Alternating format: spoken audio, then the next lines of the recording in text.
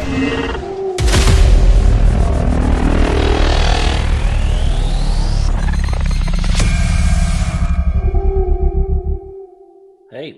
Hey, Mr. Kraus, how are you doing? good. How are you? I'm really good, thanks. Thanks so much for speaking to me. I really appreciate it, man. Oh, my pleasure. My Uh-huh. pleasure. So, first of all, how did I know you've been recording the is it the audiobook for the audio version of the book? How did Yeah, that go? I mean, that must be quite an ordeal because I kind of read certain articles that I write, and that's just it takes me hours just to do that. So I can't it imagine kind it of was the week that hard. you've been through. Yeah. Yeah, it was actually one of the hardest things I've ever done. Like it's exhausting. I mean, it's Uh-huh. just I would come home and just be absolutely drained, so tired. Uh-huh. And I that's, of bet. course, it's part of the throat too, of course. Sure. But no, it must be kind of rewarding at the same time to kind of be able to tell your own story in your own voice, no, and kind of, Yeah, I mean, I'm glad I did it. Like that's cool to have done it. I will not do it again. no, One was enough, I think. But yeah, I'm glad to have done it. Not doing it again. we'll see what happens in the next 10 years. You might Yeah, that's start true. something. Maybe Creepshow 2 or something like that, because I know that's your second favorite movie, no? Yeah, I know. Who knows? So listen, first of all, congratulations on various things. Congratulations on the Stoker Award for Athanasi, that kind of the comic, Hmm. the Thanks. the book that you've worked on recently. Congratulations on Angel Down, which was fantastic. It was my favorite reader last year, which was Oh, thank you. so good. One of the New York Times best top 10 books of the year as well last year. I appreciate that. That's insane. Yeah. Uh-huh.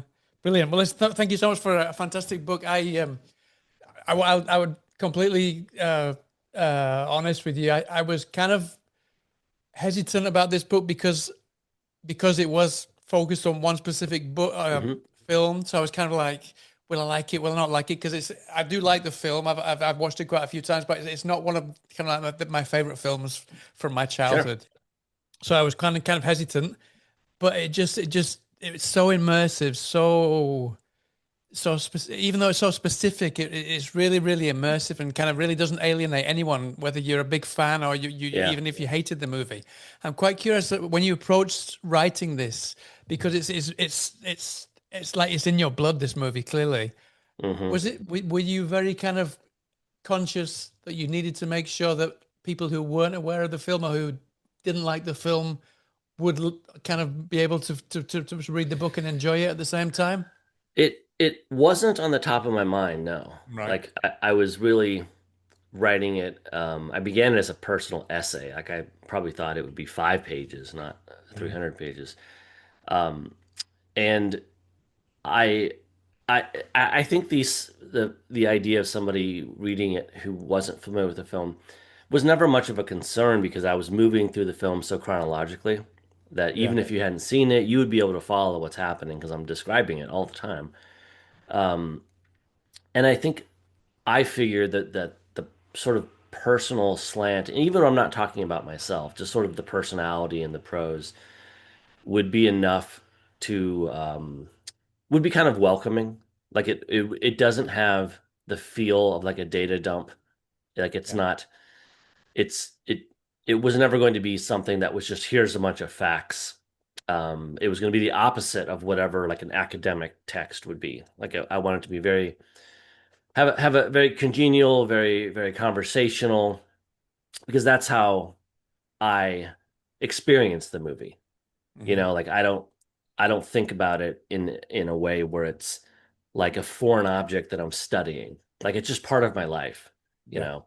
I think if you were, it's almost like to me it's not even a movie, it's more like an album that I have grown up with or something. And so it's just something I feel it's very easy for me to be conversational about it. And I think the specificity as you were talking about somehow when you get really specific about things, it almost makes things more universal in a weird kind of way.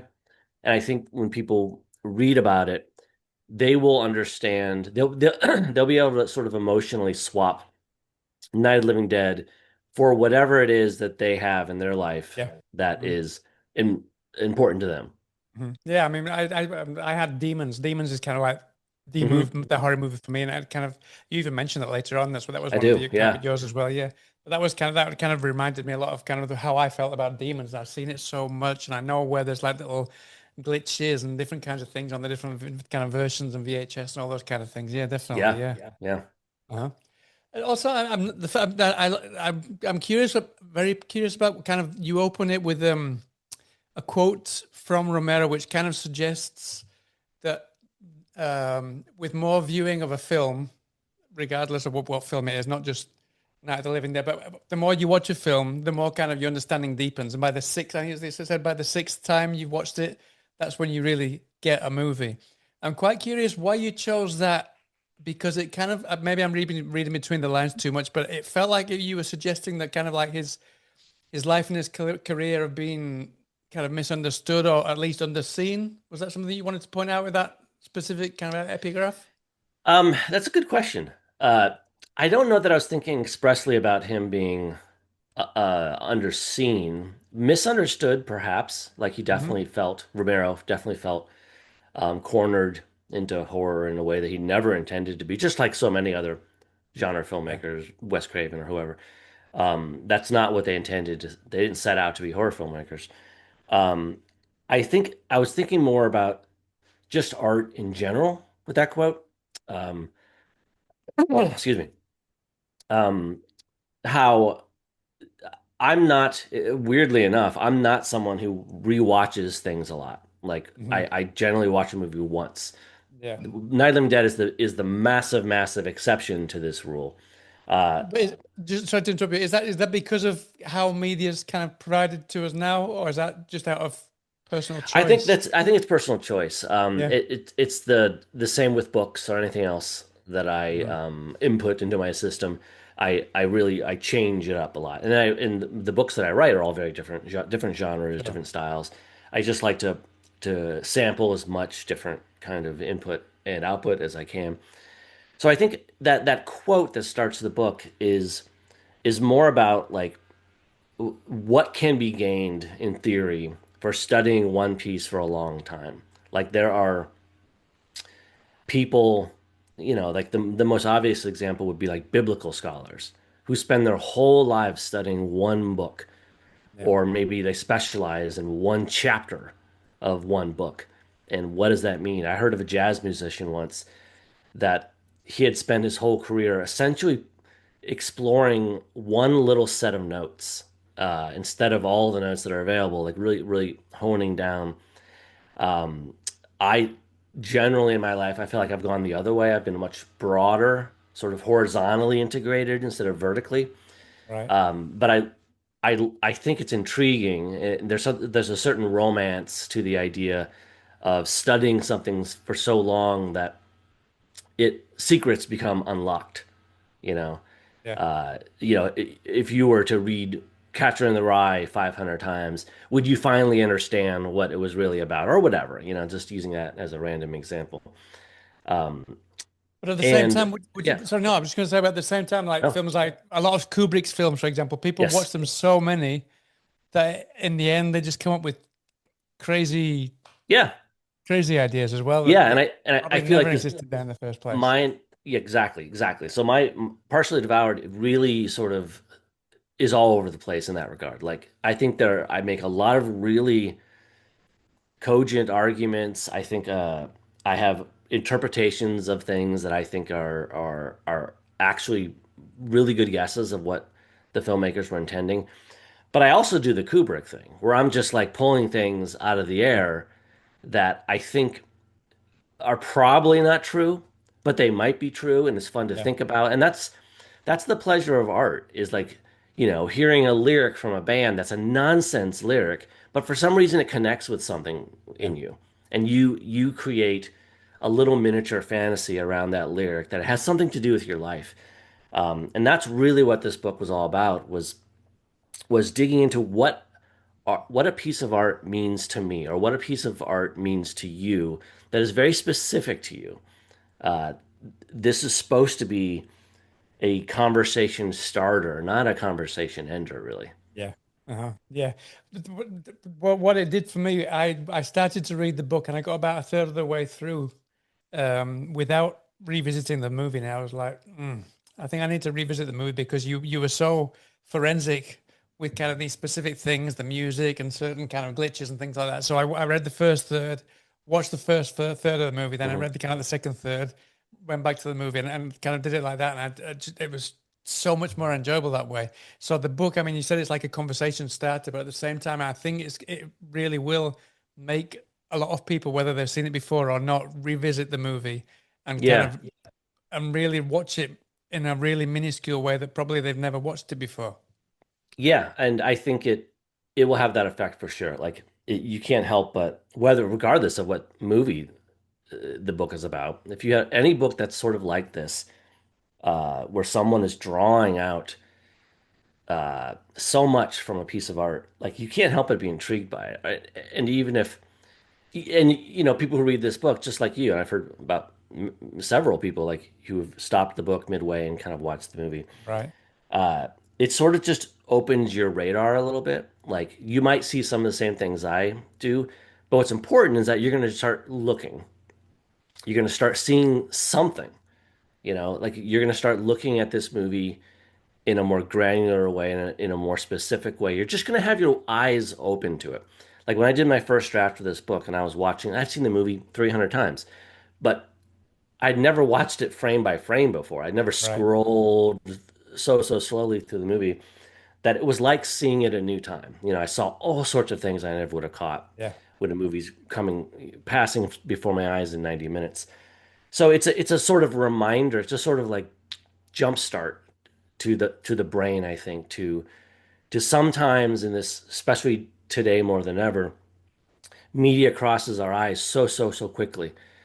We just scroll through different videos and music constantly, that there's still a value in slowing down Hmm. and really focusing on something. And it's amazing how much you can find in just one object if you just slow down enough to look at it. Yeah, absolutely. I had that experience just recently. I went to see Jaws on the big screen when it celebrated its anniversary, and it was just like watching it from. It's like I'd never seen it before. It was just a completely new experience for me. Yeah. Yeah, I definitely have had those experiences. And it's like, all the different ways I watched Night of the Living Dead. Excuse me, I'm cough here. You've seen quite a few. Yeah, I can't even remember how many different types you versions you But mentioned. Yeah, but I'll watch a version like if you watch one of the old colorized versions, like it makes you may not like it, but it makes you see the movie a different way. Mhm. So there's endless kind of variations of how this movie has been presented over the years. But they all have that effect. Like it's a miraculous piece of art, for all sorts of weird reasons having to do with copyright and all that, that it exists in all these like bifurcated versions. Like Yeah, there's so many different ways to experience it, which is just highly unusual for an uh, an art piece, particularly a movie that are usually so hammered in so carefully about who has the rights to show it and in what way they're allowed to show it. This is just wide open. There's been so many interpretations. yeah. And you list so many that, and there's so many that I haven't seen. I've got a great big list of stuff that I need to watch as a result of that. I mean, I've seen a few of the kind of the variations, but like all these different takes and these parodies and things like that, which Yeah, some of them are not worth watching. I watched all of them, but some are. Like yeah, even the ones that I didn't like very much usually had something, even if it was only one or two moments, that made me think, oh, no, see, that's a personal interpretation that I wouldn't have thought of, that I wouldn't have guessed. yeah. And those little moments, if nothing else, they were pretty satisfying. Mhm. Yeah, and something that I loved about this book, like I said, I was hesitant at first because I thought it was going to be very kind of forensic, very frame by frame, but it gets very personal, very poignant in places. Very strong moments in your life, not just in Romero's life, but in your own life as well. Sure. A lot of kind of parallels and comparisons. Um, the first thing that kind of the first moment that struck me was when you mentioned that kind of horror both terrified you, but it also protected you at the same time, was like usually like a shield. I loved something that you said that your house was full of guns, but it never occurred to you to take revenge on your bullies because Night of the Living Dead was actually it actually taught you to see people in grayscale, Yeah, which I thought right. was fascinating because there's so many people. I mean, when it came out, there was so many people criticizing the movie because it was like violent pornography, pornographic Yeah, violence, right. and that it influenced street crime and those kind of things. So I felt it was really important that you mentioned that because that really is what I think that horror does the same thing, whether it's a movie or a book or whatever. I think it does exactly the opposite. It makes you Right. realize Yeah, the exact opposite of what you're seeing. I've heard before the idea that horror is really like an empathy machine, that it's a genre that forces you to have empathy with people because of the situations there. And for me, yeah, it's like it's funny to think that Night of the Living Dead was so, villainized Yeah, after it came out for all these reasons. And for me, and for you, and for lots of people who know better in their hearts, it was the opposite. Like it built, like I say in the book, of suit of armor for me. I watched, in the 80s and 90s, all those VHS horror movies, all those video nasties, as we'd call them across the yeah, pond. Uh, and they were like, regardless of what hardship I was going through in the day, at night when I could watch these movies, it was like hammering together a suit of armor that I was proving to myself that I could look at scary things and get past them, and more than that, come to love them. And I would take sort of ownership of them, and they wouldn't be this antagonistic thing that was out there and scared me, yeah, but would become a tool of mine. It would become the scary thing would become almost a shield and a sword.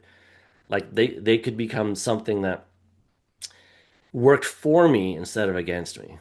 yeah, 100%. Yeah, I mean, and also it kind of would you say then that horror became less about escape and then more about kind of transforming fear into Yeah, understanding in your own work as a result of kind of your experience as a kid watching horror, yeah, adolescence? definitely. Like it was, I think horror for me started as it started for most people. It started as a thing of fear, like Mhm. as you get older, the amount of fear that you're willing to entertain and think of as fun changes. Um, but certainly through like my, you know, middle school period, uh, horror was generally still something kind of fearful, but I was piece by piece achieving a mastery over it. And when you're a kid, particularly if you're a nervous kid and you're getting picked on or whatever, like achieving mastery over something, over anything, is a huge deal. And whether that's you're becoming a young expert on horror movies, or you're becoming really good at tennis, or whatever, it doesn't matter. The idea that you're taking the time to master something bestows a confidence back on you. Like I understand this stuff, and I understand it at a level that other my contemporaries don't and would be afraid to. Yeah, And that conferred a lot of confidence in me, I think. definitely. Yeah. On the other side of the coin, though, you also draw parallels to kind of how you lost confidence in the industry, very similar to Romero, because you both got jobs in the industry and very quickly saw that it was this money making machine that you both weren't interested in. Um, Ultimately, it drove him to make Night of the Living Dead with his group of 10, Image Yeah, 10, and then I think it drove him then to kind of start writing novels that you ended up as well sure. co writing and finishing off for him. And then I think it also drove you to switch from kind of your very um limit. I don't you call them jackass style mini VHS experiments that you did when you were a Yeah. kid. It kind of turned you off that as well, put you off that, and that's how you ended up writing novels as well, right? Yeah, kind of. Like that's more or less correct. Hmm. Um, yeah, we both, as young people, had got just sort of menial set assistant jobs on movies, and I think we had similar experiences uh, because we both came from a background where we were working with friends, and we had, and maybe it was kind of naive, but we had this idealized sense of being in a sort of democratic group that could work together and take turns creating and being this sort of as he describes it, sort of this Camelot where you had all the right people who were Yeah. working together to create art, and there was this. conviviality and beauty and lack of ego, I think was really important because when we got on these movie sets when we were a little older, all we saw was ego. And that was a big turnoff. And so both of us then, as we our careers went on, Romero became a successful film director to a large degree, at least. He had to sort of make peace with that, but it was an uneasy peace. Whereas I more or less stopped and I left sort of my I kind of abandoned my movie making trajectory, at least from a directing standpoint, and went to writing, which was the same reason Romero eventually turned to writing a couple novels, even though he never finished them, um, for the same reason, so that you could have artistic control, and there wasn't a the suits, as he might have called them, telling you what to do, and B, the chance of heartbreak, the chance of like working on something for a long time and it not happening, or working on something and it happening, but it costing relationships of some sort. And I think he was sensitive in that way, and the destruction of his Camelot, which was really brought on by Night of the Living Dead, which really no one involved with Night of the Living Dead walked away without wounds. Wow. Um, yeah, so it was a double, it's always been a double-edged sword for the people involved with it. Mhm. I mean, I can't not relate that to. I know that you've got Whale Fall is coming out soon as a movie, and Angel Down is coming out as well with Imagine Entertainment. I'm quite curious how involved you are, and how kind of Romero and Yeah, your right. kind of philosophy of how you want to make movies. Does it all fit together? Has it all worked out Yeah, well? it's an interesting question because it's like, both like when I was young, we'll just talk about me and not Romero, but I had I had bad experiences with like movie making when I was young. Not when I was really young and I was making movies with my friends. That was just Yeah, pure for joy. fun and great. Yeah. But once you started working as like an assistant on bigger movies, I mean not for me they weren't huge movies, but they're larger independent films. Step up. Yeah. Uh, yeah, step up. Continued to not be very good experiences. But a part of a word that I used just a few minutes ago was naive, and some of that is naivety, like saying like this, we're very impatient as young people. Like the idea of like entering in as an assistant and putting up with all this bullshit and slowly working your way up just feels like frustration. And my sort of re-entry into movies all these years later, feels quite different. Like I'm it, I've only really had two experiences where I've been heavily involved. Like lots of my books have been optioned for film and stuff, and generally I'm not really all that involved with it, and Right. it's fine. I feel just fine with that. Both Well Fallen Angels Down, I've been very involved, um, at the level that I think Ramiro would have wanted to be involved. Right.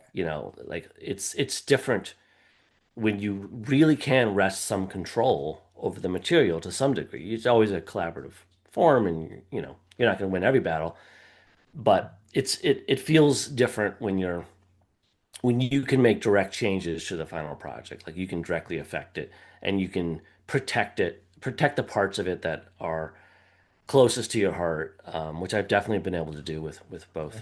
both of Yeah, those projects. I get the feeling because you talk a little bit about Romero and his relationship with the actors in Night of the Living Dead, especially Dwayne, for example. Um, in this case, I get the feeling that the actors are very much very collaborative with you and very on board with this project. It's very kind of personal. I mean, I've seen Josh Brolin with a book of Angel Down on Instagram and Mm-hmm. stuff like that. I imagine all of that is very much kind of in the same kind of philosophy, the same kind of work mindset that you want to go for these movies. Yeah, definitely. Though I would hasten to remind people that I am a screenwriter on these things. I'm not the director, I'm not the Yeah, producer. yeah, So it's like my relationship with the actors is not that important to the finished yeah. project. I've been lucky enough to sort of become friends with some of the cast and crew, but that doesn't really affect the movie all that much. Like my Mhm. my although I stay involved throughout the whole process, most of my role is just writing that script at the beginning. So it's like Yeah. everything else for me, everything else after that is sort of it's gravy. It's not critical to the production. Uh-huh. Brilliant. Uh-huh. Also, I mean, yeah, you said that Romero's art was always about kind of tweaking the mundane until it revealed America's hypocrisies. You talk about red, white, and blue very specifically Hmm. in the book. And you also said that Blood of the Beast was a movie that taught you that considered life requires self-recrimination. Yeah, So I'm right. quite curious. I'm guessing that most of your work, whilst it is there to entertain and to serve as a kind of escapism, it's also very much a way for you to get readers to indict themselves, to reckon with themselves. Yeah, and that starts with me. I think a lot of, uh, I would say most of my books, the hearts of them anyway, are sort of about me looking at past me, um, and looking at the way I grew up and the people of my community and looking back at that with as little nostalgia as I can and being just sort of like realistic about it and saying these were the limitations of that milieu, that life and time that I lived in. These are the problems of those people and me back then. There, these were the thing. There were all sorts of viewpoints I had. I'm sure it's just sort of a kid in the rural Midwest of the United States. There were just so many things that I would look back on. I do look back on and feel like I was so unenlightened in so many ways Yeah. that a lot of my books begin with me sort of speaking kind of sharply to a younger version of me Hmm. and saying these these were flawed places, these were flawed people, these were flawed times, and you were a flawed you. And still am. 10 years from now, I'm sure I'll have thoughts about me at this age and be like, and write something that has some sort of Sure. flavor of that. Yeah, it's all grist for the mill, and I'm not interested in an unexamined life like that Blood of the Beasts you talked about. That's a documentary about Paris slaughterhouses. And I'm a meat eater, so it's like I feel like you have to look at those things in the face. If you're going to eat meat, well, then you should know how it's made. And you can extrapolate that to all sorts of things. Yeah. If you're going to go to church every Sunday, well, then you should know what your religion has done to people, both good and bad. And I don't see how one would want to live a life well, you don't challenge these presumptions. I don't know why we're alive if we're not analyzing why we're alive. Hmm.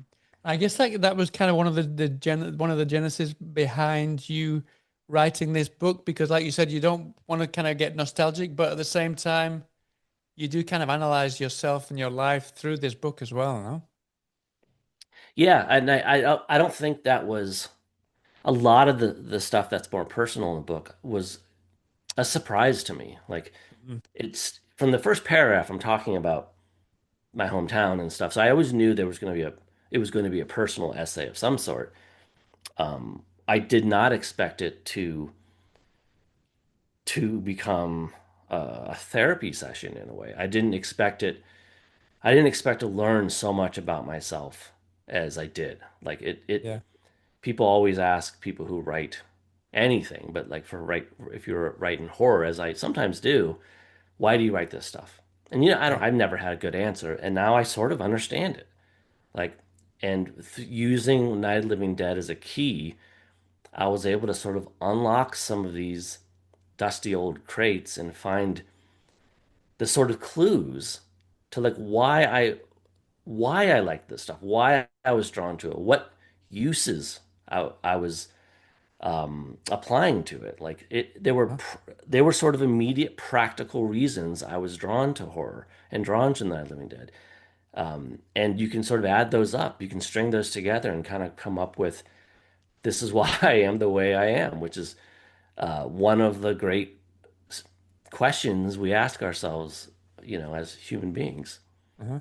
And finding that stuff out about yourself, has that changed how you approach writing now, especially the kind of anything new horror that you're writing now? Has that kind of because you've kind of analyzed Hmm. yourself through the analysis of this film, has that kind of made you realize certain reasons why you write the way you do for horror, It, for example? And has it changed the way that you approach writing because you know that about yourself now?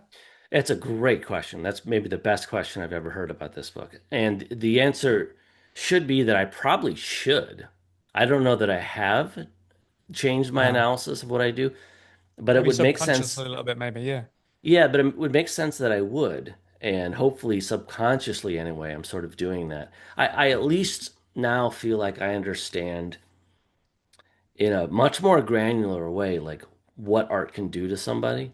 Like when you get, like if I get a fan letter or something from someone, I can have a better sense, regardless of how articulate they are in expressing what the book meant to them or whatever. I sort of understand it now. Like I can understand that, you know, releasing art is a strange balancing act and it's a strange kind of risk. It asks, it's a risk on both ends. It's a risk for the artist and it's a risk for the person who beholds the art. Um, I it I think the stuff that I write tends to ask a lot from the reader, but I want it to ask a lot of the writer too.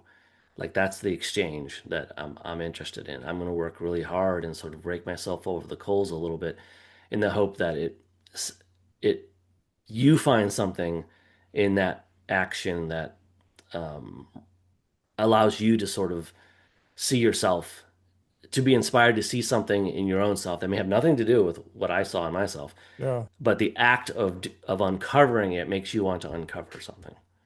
Mhm. I'm quite curious, how do you approach that? Because it's impossible to know your audience because you have such a wide audience. Yeah, So that must be a real kind of mind bender because obviously opening yourself and kind of reckoning with yourself is one thing, but then to kind of reckon to kind of create characters that will get your readers to reckon with themselves, even if it tells them a different story because of what their life has kind of what kind of lives they've spent. How do you? I mean, you can't really gauge it's that. no, you can't. You can get hints here and there, but it's you just have to sort of trust it. Like you, the worst thing you can do, or I guess I can do anyway. I can't speak for anyone else. Is to worry about that stuff too much. Like you have to trust yourself Uh-huh. that this the stuff that you want to put out there is that you're not alone, and that's I think any art is predicated on that. Like I may be doing something extremely weird, but I'm going to throw it out there in the assumption that I'm not the only weirdo out there that thinks Mhm. in this way. The chances of me being the only one, I'm not that special. There's going to be other people out there. And Uh-huh. you get a sense every once in a while of a sort of like reflection back. Like you get the energy you send out, you sort of feel come back in certain ways. Like this interview. Like there are certain times where you sort of you hear back from somebody and it doesn't mean they understood entirely what you wanted to do. It Yeah. doesn't mean they even liked it necessarily, but you get an energy return that makes you think, okay, this had some sort of effect that wasn't entirely negative. Yeah.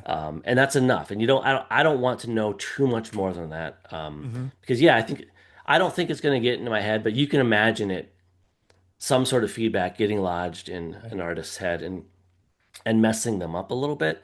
And I don't feel like I'm particularly vulnerable to that, but you definitely want to protect that space a little bit Uh-huh. and not start writing specifically as a means to an end. Like Yeah. you can't say I'm going to write this to change people's minds about this. You can, particularly if it's a You can nonfiction try, book. I but suppose you yeah. you suppose you could, but all you can really do is express something and hope that it rings a bell in somebody. Yeah. Uh-huh. Brilliant. Yeah. And talking of kind of changing over time. Romero, I mean, you were a big defender of the 19, was it 1990? The 1990 remake Yeah, yeah, of the yeah. movie, which Romero, I think he rewrote the script without Russo this Hmm. time. But Correct. he changed. The biggest kind of change was Barbara's arc in the story, Right. where you say in the book that Barbara was neutralized by men in the original, whereas in the remake she was contaminated by them. Hmm. So I'm quite curious. I mean, you don't mention this in the book, but I'm quite curious what you think Romero was really trying to say about empowerment when he decided to give that shift in Barbara's arc in the story. Yeah, it's one of the most interesting things to think about because the only really major change in the remake that Romero wrote is Barbara really. I mean, there's a little tweak to the ending, which is also important, and that I don't think is a good change at all. But as far as Barbara goes, yeah, Romero was always very uncomfortable with Barbara in the first movie. Like he Mhm. did like he thought she was weak. He portrayed her in a way that was lazy, I think. Like that was Yeah, definitely the era of women running around in horror and tripping and falling and she examining Barbara. doilies hours and Yeah, hours. right. Yeah, So he was unhappy with her portrayal, and it's one of the few places where I really disagree with him. I really like I really think the Barbara in the original is a great character choice, really. Like the movie's filled with these really strong archetypes who we really identify with very, very cleanly because we know what all of them sort of mean and represent. yeah, And one of the representative sort of emotions you would feel at the end of the world is complete disassociation, like to just like let go and just 100%. tune out. And that's what she does in the movie. In the remake, she's much tougher, which to me I don't like because to me that kind of sort of Netflix like famously kind of would have a category called strong female leads, Yeah, and it was always just a bunch of like lead women characters who were like literally like beating up yeah. people. Like Linda Hamilton that's and not Terminator 2, that kind of thing. Yeah, yeah, that's not what a and I strong love that movie, but yes, yeah, no, it's not what a very true. strong female lead means. That just means someone who's Yeah, physically strong. It's like a yeah, complete misreading of a strong female lead is any character that doesn't operate on cliche. mhm. So rewriting that in the 1990 remake, I feel we lose some of that. However, he makes, and it was him who made this point, not me. I was a little bit encouraged by his interpretation of Barbara's toughness in the 1990 version, whereas he kind of saw her, as you said, being contaminated by men. Like I think you watch that film, I just think it wasn't clear enough. I don't know if it wasn't clear enough in the writing or wasn't clear enough in Savini's direction, but it seems like we're supposed to applaud that she's become this tougher person. I didn't get out of it what Romero apparently wanted me to get out of it, which was that she was becoming more like a man, Hmm. which is another way of saying in his eyes, she was becoming worse. She was Yeah, becoming somebody who traded in violence and was sort of losing her humanity in a way. I think he saw the more aggressive a man got, the sort of further away he got from being kind of a human being, which I think is a really interesting idea. And I love the idea. I just don't think it plays in a way that I found particularly recognizable. But although I yeah, love the movie as a whole, and I yeah. think the actor is really good in it. No, it's great. Yeah. Then I want to move on to another very, very poignant moment. I mean, you said that you didn't really expect to write so much about yourself and kind of analyze yourself through the book, but there's a really, really poignant moment that it really touched me was when you said that you recognized that Romero went through kind of a tough stage after Night of the Living Dead, and you also as a writer you found you went through a very, very tough stage, and it wasn't until you found your second life, you said in the book, with Troll Hunters that you did with Guillermo del Toro. Um, you said that you realized you had to die first Mm, when you were right. writing Scowler, which I was trying to find on the internet to try and find a copy because I'd love to read that because of what you said about kind of what you were going through in that time. I'm quite curious because you went through that kind of personal transformation between writing Scowlers and then finding yourself again with Troll Hunters. I'm quite curious if that kind of gave you a new perspective on the struggles that Romero went through. Mm, Um, and did you kind of then spot any specific moments in his career that were kind of creative death, rebirth moments in right. his career? Yeah, that's really interesting. Not a question not a thing I had thought before. Yeah, I do think it's probably not unusual for artists who have a lengthy career, which Romero had, and which, at this point, I could probably say I have had. Um, you can probably, once time has passed, you can probably look back on that career and kind of see the ups and downs, and you can see the sort of deaths and the rebirths. I'm sure if we sat here for a few minutes, we could think of famous artists who sort of flamed out and then Yeah, sort of rose back up as a sort right. of different kind of artist. Yeah, I guess so. I've never compared directly my sort of burnout and then recovery with Ramiro's, but you can certainly feel it. I think the biggest place you can feel it, and I can point out a few, but the biggest one is right after night, where everyone was high on success and low on spoils of that success, and it tore them apart. Their second film, There's Always Vanilla, essentially, it is a movie, but it's more a carnage of just like all these this gang who this aforementioned Camelot that Romero talked about just being ripped apart and it just being a terrible experience where night was sort of this invigorating, inspiring experience for all of them.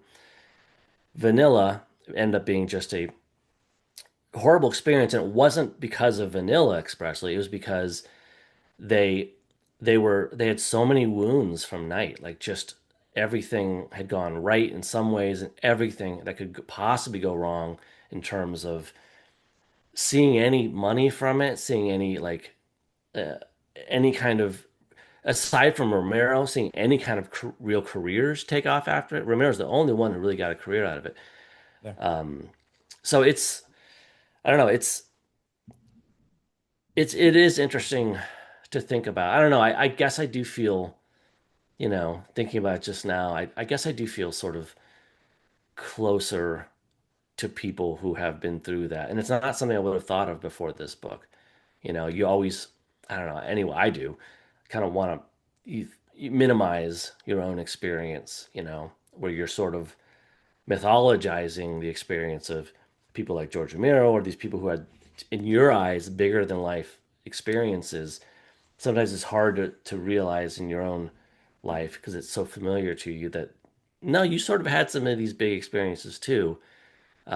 You just never been able to reckon with them. But I guess I sort of am now. Uh-huh. I don't want to dig too deep into to kind of what you talk about in the book there about kind of the this burnout that you went through. Sure, I'm sure. quite, but I'd rather pick up on where you found your footing again. What was it Hmm. about writing Scowler that made you realize that you were back in writing form? Well, you mean Troll Hunters? Like what happened Well, with? I don't know because I got from in the book it kind of felt like Scowler. You said you were mad inside Scowler because it was this nasty, Yeah, pessimistic novel, but then you kind of, I think you found a way to write it. Was that when you kind of found your footing, or was it after you? I would say it's after. Yeah, Yeah, like it. I definitely was in a bad place in a lot of different ways when I was writing Scholar, which was my third book, and a book that I have come to over time really appreciate. Like I do I think it's a good book. It was just the wrong book for me at that moment. right, But this is a not very interesting answer, but really the biggest thing that happened after that was I got properly medicated.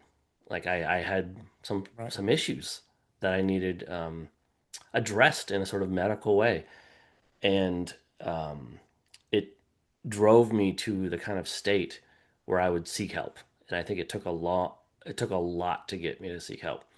I'm from Iowa, which is in the middle of the country, which is not a place known for people who, we're going to see psychologists and yeah, psychiatrists around who are going mental to be health. seeking Yeah, mental health, certainly. So I think it was very difficult, and it still is today Yeah. to reach out for help. Very difficult. But at least I had the experience of having done it a little bit. And the that happened to be the moment, just literally at the same time that I was getting this help, that I got invited to do Troll Hunters with Guillermo, and it just so happened that that book was like probably to this day, like the happiest sort of most upbeat project I've ever done, the most like Uh-huh. optimistic. Did that just come out of the blue all of a sudden? It did kind of come out of the blue, yeah, Yeah, all of a sudden. really. And it was such a lighter book than anything I had touched upon before that I think it probably helped a lot, just by chance. It doesn't mean that if it would have been a much darker project, maybe it would have been fine. Maybe Yeah. everything would have gone great. But it happened to be something that was far more lighthearted than anything I've done before or since. And I think it was what I needed at the moment. Um, and I just kind of was allowed to have fun. And what I had lost in writing at that point was that. Like writing had become, for the first time in my entire life, and I've been writing since I was 6 years old, for the first time in my life, it had become something that felt poisonous. It felt something that I didn't want to do, and it made me unhappy, and it just kind of made me feel awful. At that moment, working on Troll Hunters, I felt good. I felt a surge of health and enthusiasm, and it has never stopped ever since Troll Hunters. Since then I've written 20, almost 30 books since then, Yeah. and the tap has never turned off since then. Like whatever correction happened between medicine and art has persisted, and I'm still doing really great in that regard.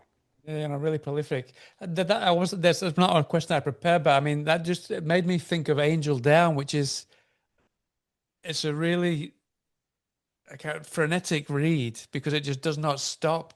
So I'm surprised that you said that you've been fine ever since Troll Hmm. Hunters because that, for example, reading that takes me down took me down a really dark road, and it's kind of it is so frenetic. It kind of it Yeah, is it creates anxiety. But for yeah. you, I'm guessing it was the opposite. It was cathartic maybe to get it out of you. I think that's it. Is I think every book since Scholar has been cathartic.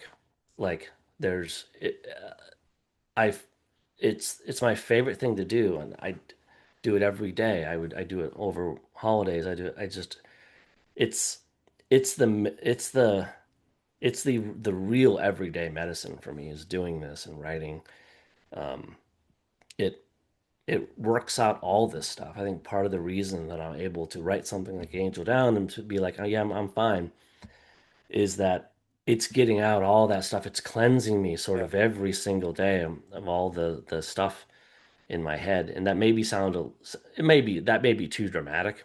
Um, but there's still a lot of dark spaces, of course there are. But it's like I can sort of see them now. Like I can sort of like I've got a little bit of a flashlight and a map, and I can sort of find myself where I am in the dark and not get completely lost in it and turned around and sort of infected by it. Like I've got some way to shield myself in some ways. Just to digress a little bit, now that I've got you, because I like I said, Angel Down blew me away. I'm quite curious about the writing process for that one because like every paragraph, every sentence begins with "and."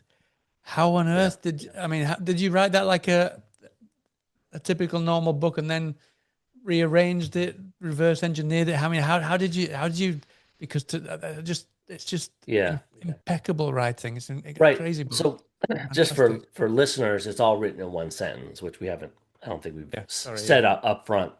So yeah, it has an unusual style.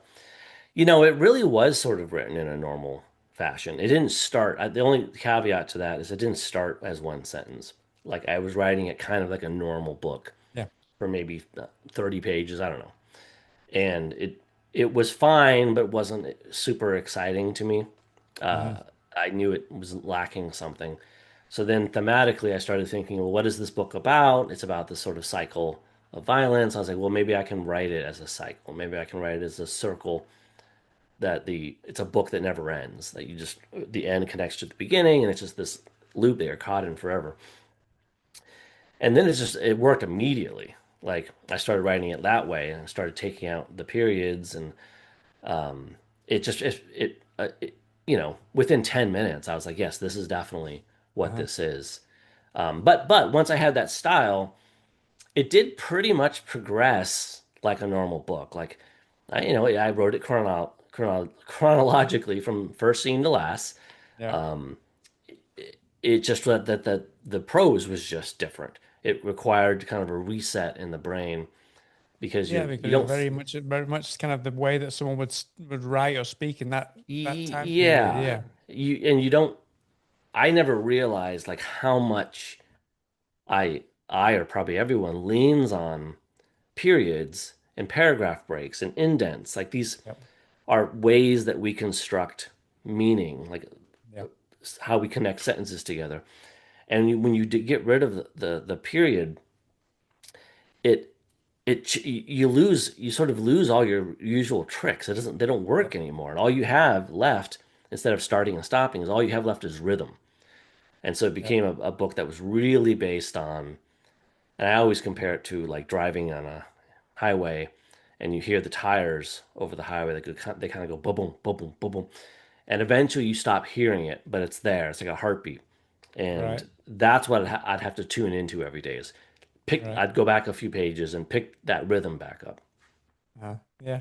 I mean, I went into this one almost the same as I went into to partially Devoured. I was because I received the book and I was like, and I was like, oh my God, how am I going to read this? And I was kind of very hesitant. And I just, Yeah. as soon as I picked it up, I just could not put it down. It's just so, so good.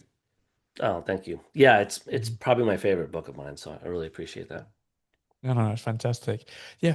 So also, another something that was also really poignant, is we touched on this earlier, is kind of why horror movies, I mean, for United Living Dead, why they are so relevant and so important to you, not just because of that such a great movie, but the fact that they hold so much nostalgia and so many references with people from your past, a lot of loved ones that you've sadly lost. I'm very, very sorry Hmm. to hear about your sister, Yes. which I think you lost while you were writing the book, right? Yes. Uh-huh. So I mean, uh, well, I was trying to say that art in general is kind of like a vessel for grief at the same time, because when you started talking about your sister and your grandfather, was it Harold, Grandpa Yeah. Harold, and your mother, because you shared all of these memories with them. So like art can be this vessel for grief and a way to kind of you can still hold these intimate dialogues, intimate conversations with people that you've lost. So I imagine that writing this book was also a way that you could Yeah. continue dialogues with people that you've lost. And I guess also that Yeah. when you've written things, when you write horror novels or when you write novels in general, it's also another way that maybe certain things remind you of loved ones that you've lost Yeah. and you get to dialogue with them a little bit. Is that something that you? Yeah, I think so. I bet that's the case with novels. It's probably less clear with novels because you're coming at it from a fictional angle, but it Mhm. was definitely clear in Partially Devoured at some point that that's what a lot of this was. It was like a lot of it was sort of like thank yous, like it's weird to think of it that way, but you know, I found myself almost, it's almost like that kind of cliche thing where you don't get to tell people what they mean to you until they're Yeah, gone.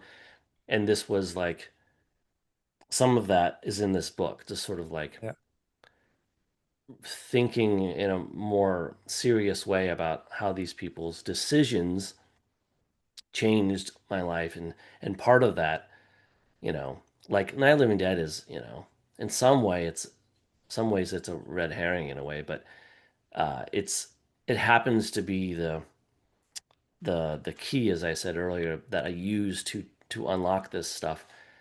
But it's probably not the only key. There are probably other ways I could have gone about talking about this stuff or writing about it, but I never would have, is the thing. I never would have sat down and just wrote something about my mom or my sister or whoever. I never would have done that. What I would do is sit down and write about Night of the Living Dead and then let that lead me as it has always led me through hundreds of watches, let that lead me to wherever it wants to take me, wherever my mind wants to follow the plot and the story and the themes. And so it felt like I was being led very gently by this movie that I love to sort of see new angles on myself and the people I knew. And in that way, it's like Night of the Living Dead has always felt like kind of a gift, but it was never more of a gift than when writing this book, when it sort of was the tool with which I was able to excavate some of this stuff. And I think I can only love the movie more now because it's done that for me. Like Oh. it has now affected me more than I ever could have imagined. And part of it didn't happen. A big part of it didn't happen until I wrote this book and began to understand how it all fit together. No, 100%. I mean, it's not to say I've not lost any of my family members, but I live in the north of Spain, but I'm originally from the UK. So, and I've been here for like the 20, 26, 27 years now. I'm like some sort of horror movies. I used to love watching horror movies with my sister and with my mum. And obviously can't physically be with them. So a lot of the time, my happy place is like Demons Yeah. or Night on Elm Right. Street 3, another movie that you love, those kind of things. Yeah. And it just feels like I'm back with them again. Yeah. Yeah. It totally. Yeah. I completely understand. Uh-huh. Well, listen, I don't want to keep you to any longer. So just before I leave you, I can't not ask you about your another upcoming book that you've got. Hmm. How do you pronounce it? The Sixth Nick? Is it Nick? Yep. You got it. The Sixth Nick, which I think is your first sci-fi novel, no? Yeah. Yeah. So what drew you to? Is that something that you've been working on for a long, long time, or was there a specific reason why you decided to change tack and tackle a sci-fi novel? It it wasn't a specific like conscious choice to like I want to do sci-fi now, but it does seem to be an overall direction I'm heading, which I'm tr I'm kind of hitting all the genres. Like I'm kind of Right. just going through them, and I really enjoy that. So I'll continue to do that. It's not like I have a checklist, but I might as Mhm. well because I'm sort of ticking through them, and I hadn't done a real sci-fi novel like spaceships and planets. Um, but it's not like I sat down and said, "Okay, I'm going to write a Yeah. sci-fi novel. What's it going to be?" It happened very organically. Yeah. Was Just it like like a light bulb moment? There was some kind of yeah, concept. there was. I think I don't know if I was watching it or I just thought about whatever happened to Baby Jane, that Joan All Crawford, right. Betty Davis movie, and I've just always loved the setup of that movie. And I had an idea that it doesn't. I won't go into the details, but I had an idea of that setup that where one of the characters was a robot, um, and that ended up being a tiny bit of the Sixth Nick, like a chapter in the middle. And Right. I thought that was going to be the story, but it ended up being just this little detail, and the story like grew out in all directions from it. It's not even that important of a detail. It's just a little thing that happens at some point. Um, but as I started to prepare to write it, it just kept getting bigger and bigger in that kind of way that sci-fi, from what I understand, does. You start building out the world, and it was so much fun. And it is and I keep saying that even though it's my first sci-fi, I think it's my most horrifying book. Yeah. I think a lot of my horror novels, I'm definitely in the Romero mold. Like Romero only tried to really scare people a couple times in his career with his movies. He wasn't a very scary filmmaker. His movies generally aren't very scary. Mhm. And I don't think in my horror novels, my primary focus is to scare people. I'm there to sort No, of no, no. I work more like Romero where I'm up to something else. Like I'm Yeah. using sort of like horror. More of there's kind of an unease Yeah, I'm using a horror going on lens in a there way, without but kind of no jump that's scare not. frights or anything like that. Yeah. Yeah, the fights are not my primary concern. Um, yeah, so ended there. Mm. Mm. Just to finish on the final note with Yeah. obviously finishing with Romero. Um, I know that you've carried forward Romero's legacy with co-wrote The Living Dead, Pay the Piper as well. I'm very curious. I know there's a film coming. Oh, it's in production. I had no idea. I spoke to Brad Anderson a couple of weeks ago about his Oh, latest movie, um, and I didn't even know that he was directing Twilight of the Dead. But in the book, you said that you have read kind of the I don't know if hmm. it's the pitch or the script. How Yeah, faithful is that? I know that you said that it brings the Romero's Living Dead universe to a kind of a different ending to the way the Living Dead does. So definitely. how, I'm gonna talk about this. I'm gonna say very, very little about this because right. it's not my place to talk about Uh-huh. it. Um, so I'll be very vague in just saying that I did read all of the notes that Romero left behind with his co-story creator Paulo Zalotti, I think it is. Uh-huh. And I read a draft of the script. I have no idea of future drafts. I don't know what happened in the Right. future. I think there Um, was there even some video footage or something? Not that I've seen. Uh-huh. And all I can say is that I thought it was very strong, and that it does, in a way very different than The Living Dead, the novel, it does bring it to a pretty satisfying close. Uh-huh. Enough said, no? Enough said. Brilliant. Well, listen, thank you so much for your time. I really appreciate that. It's been a pleasure to speak to you. Thanks for I feel the same. Great questions. Thank you so much. yeah, and thanks for reinvigorating my love for the movie. It was years since I last saw it, so it was so good going back to it. And like I said, watching it frame by frame as you kind of went through it in the book is fantastic. Fantastic. I wish you the best of luck with the release. Thank you. My work And here is done then. Thank you. oh, absolutely, yeah. And I hope to speak to you again sometime soon about whether it's this sci-fi project or whatever we get a chance to speak to each other about Yeah, again man. sometime It'd be my soon. pleasure. Just reach out. That'd be great. All right. Thanks so much again for your time. Have a great All day. right, man. Cheers, Take sir. care. All right. Take care. All the You best. too. Bye. Cheers now.